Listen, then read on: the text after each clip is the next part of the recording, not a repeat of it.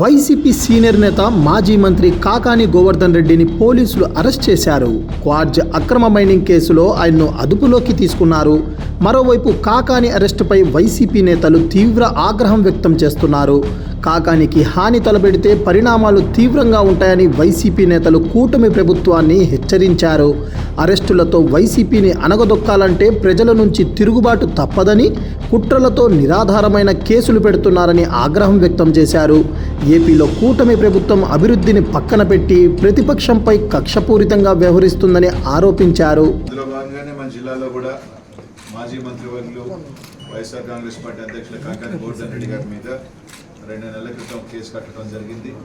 అందులో భాగంగానే ఏ రోజు కూడా మైన్ ప్రాంతానికి వెళ్ళిన వ్యక్తి, అక్కడ ఎప్పుడు కూడా లేని వ్యక్తి ఒక అక్రమ కేసు పెట్టడం, దానికి సంబంధించి దాంట్లో మళ్ళీ అనేక కోణాలలో SC/ST కేసులు పెట్టడం, అన్నీ కూడా కేసులు కూడా చూసాం.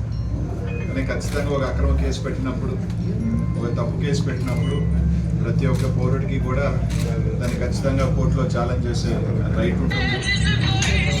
అది అందులో భాగంగానే ఏదైతే జిల్లా అధ్యక్షుల వారు కానీ కోర్టుని ఆశ్రయించడం జరిగింది, ముందస్తు బెయిల్ కోసం కూడా ఆశ్రయించడం జరిగింది.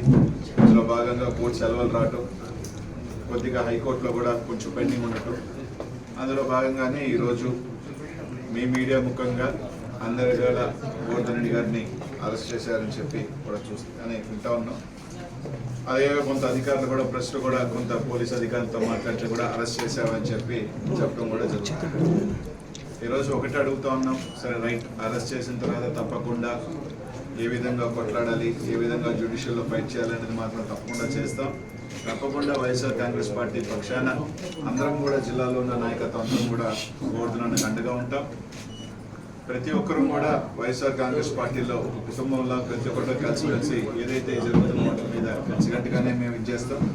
తప్పకుండా ఏదైతే కోర్సును అరెస్ట్ చేసిన తర్వాత కొద్దిగా పోలీస్ వ్యవస్థ కానీ, ఎందుకంటే జిల్లా మంత్రి గారిని అరెస్ట్ చేసిన తర్వాత వచ్చి ఎప్పుడో అరెస్ట్ చేసాం, లేదు మేము పలానా టైం పెడతాం అని తొందరగా బయటికి వచ్చి వాళ్ళకు బులెటిన్ రిలీజ్ చేస్తే బాగుంటుంది. అలా కాకుండా తీసుకొచ్చి ఇప్పటికీ కూడా ప్రెస్ వాళ్ళకి కానీ ఎక్కడ కూడా ఇంకా కూడా ఒక అఫీషియల్ ఇన్ఫర్మేషన్ ఇవ్వకుండా వాళ్ళ దగ్గర రకరకాల DTCలో తీసుకొచ్చారు, DTCలో పెట్టారనో లేదని రకరకాలు వింటా ఉన్నాం. అలా కాకుండా ఖచ్చితంగా ఇమీడియట్గా SP గారు తీసుకొచ్చిన తర్వాత వాళ్ళకి సంబంధించిన ఏదైతే పోలీస్ స్టేషన్లో కేసు ఉందా ఏదో ఒకటి తొందరగా దాన్ని ఇమీడియట్గా చెప్పాల్సిన బాధ్యత కూడా ఇక్కడున్న పోలీస్ యంత్రాంగం అంతా మీద కూడా ఉందని చెప్పిన అందరం కూడా ప్లీజ్ సబ్స్క్రైబ్ .news